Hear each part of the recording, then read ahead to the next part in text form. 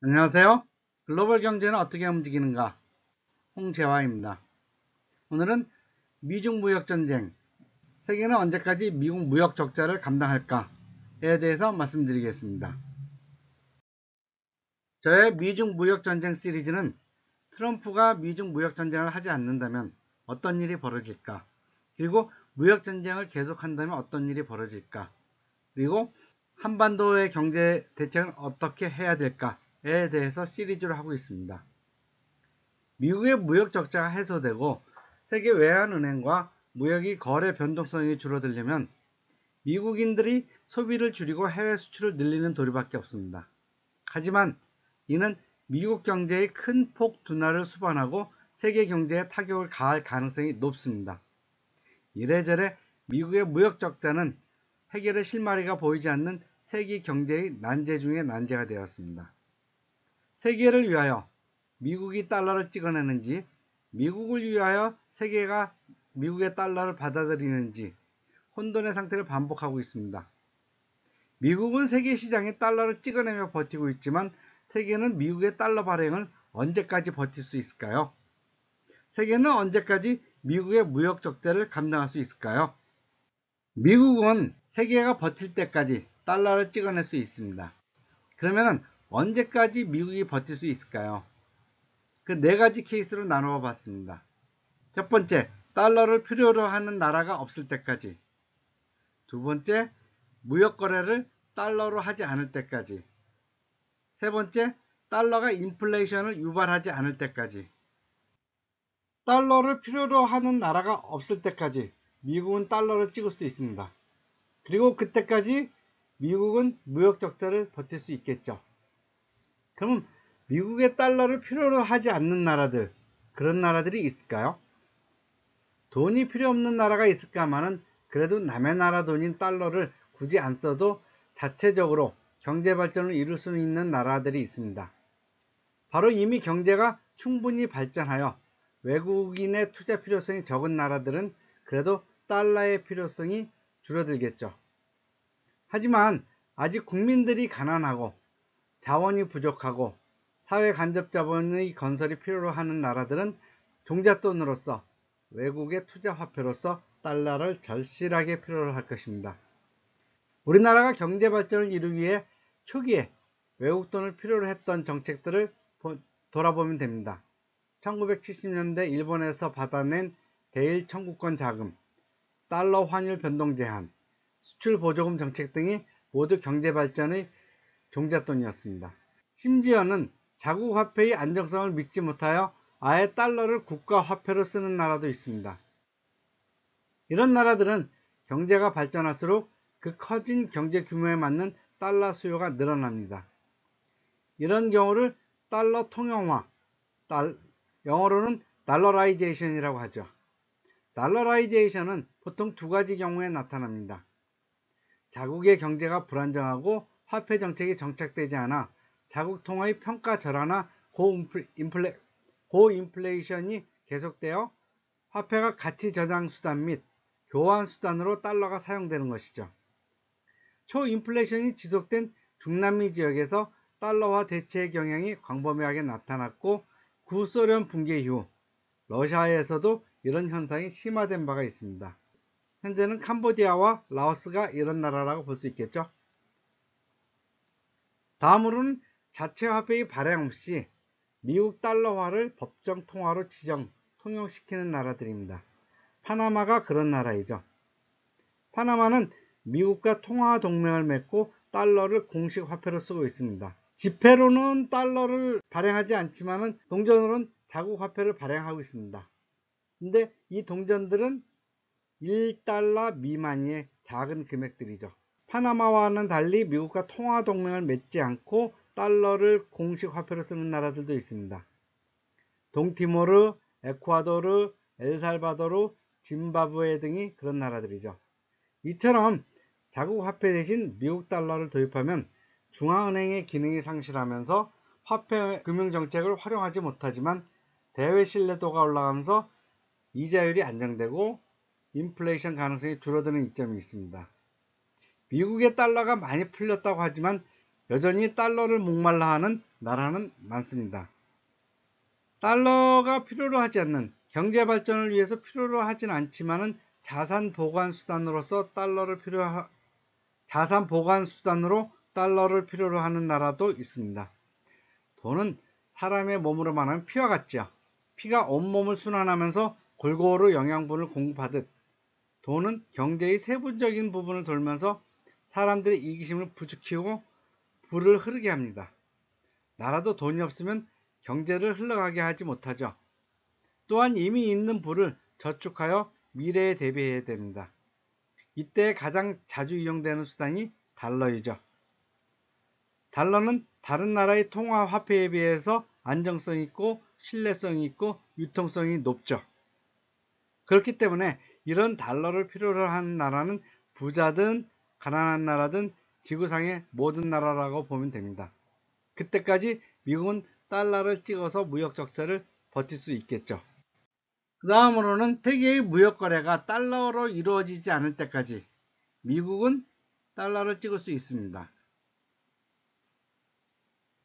화폐는 실물 거래의 편의성을 높이기 위해서 나타났습니다. 실물의 가치 저장 수단과 교환 수단으로서 역할을 하는 게 주 목적이죠. 그렇기 때문에 외환 거래의 기본 목적은 실물 거래인 무역에서 화폐가 사용된다는 전제하에서 이루어지는 것입니다. 무역 거래 시 어떤 통화를 결제 통화로 하느냐, 그 문제는 수출입 기업들이 매출액, 대금 지불 총액, 이윤 등을 산정함에 있어서 매우 중요한 문제이죠.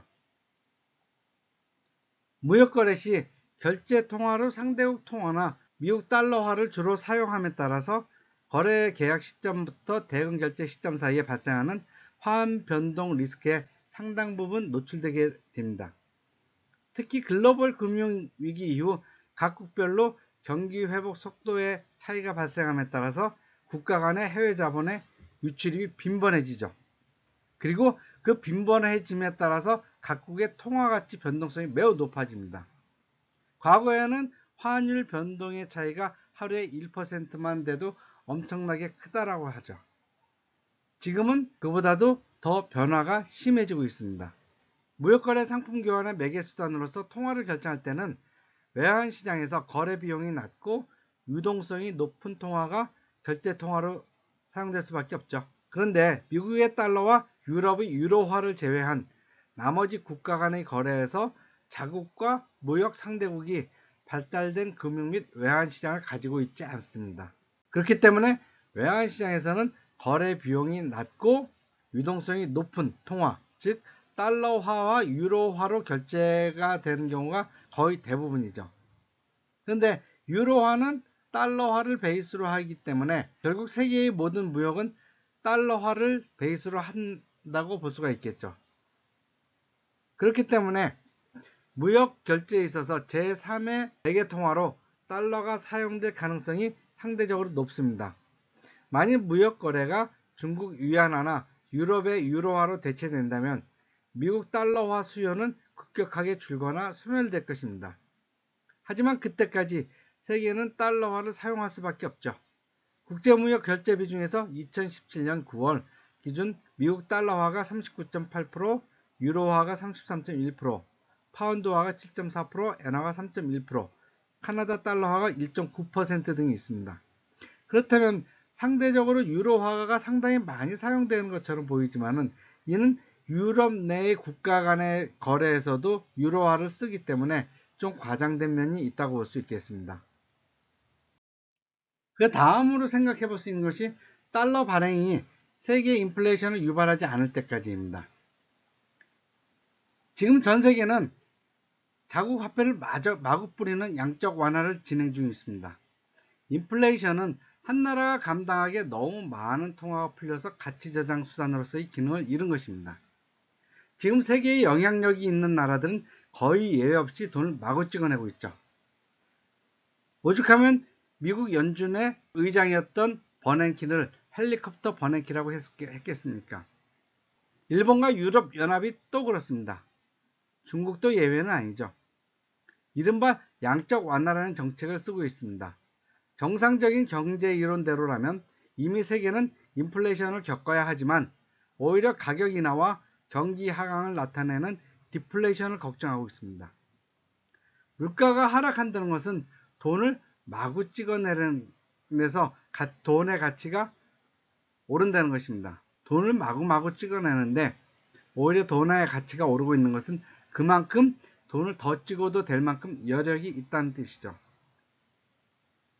만일 미국, 일본, 중국이나 한국이 지금처럼 세계화로 밀접하게 연결되어 있지 않다면 지금까지 양적 완화로 돈을 인쇄하는 나라는 모조리 하이퍼 인플레이션을 겪고 있어야만 합니다. 그렇지만 이제 세계는 세계화가 진행되었고 카지노 자본주의는 빛의 속도로 돈의 이동을 가능하게 했습니다. 한 번에 20만 톤씩 운송할 수 있는 컨테이너선은 상품의 이동을 얼마든지 저렴한 운송비에 가능하도록 했습니다. 그 중에서도 전 세계의 기본 화폐인 달러는 미국 안에서만 움직이지 않고 전 세계로 퍼져나가고 있습니다. 그리고 나머지 나라들은 달러를 기반으로 자국 돈을 발행했습니다. 아직도 세계는 발전하고 있는 도중에 있는 것이죠.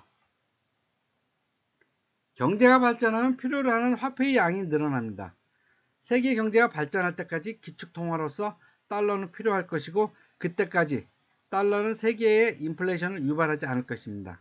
중국이나 일본은 이미 3조 달러 이상의 미국 채권을 갖고 있습니다.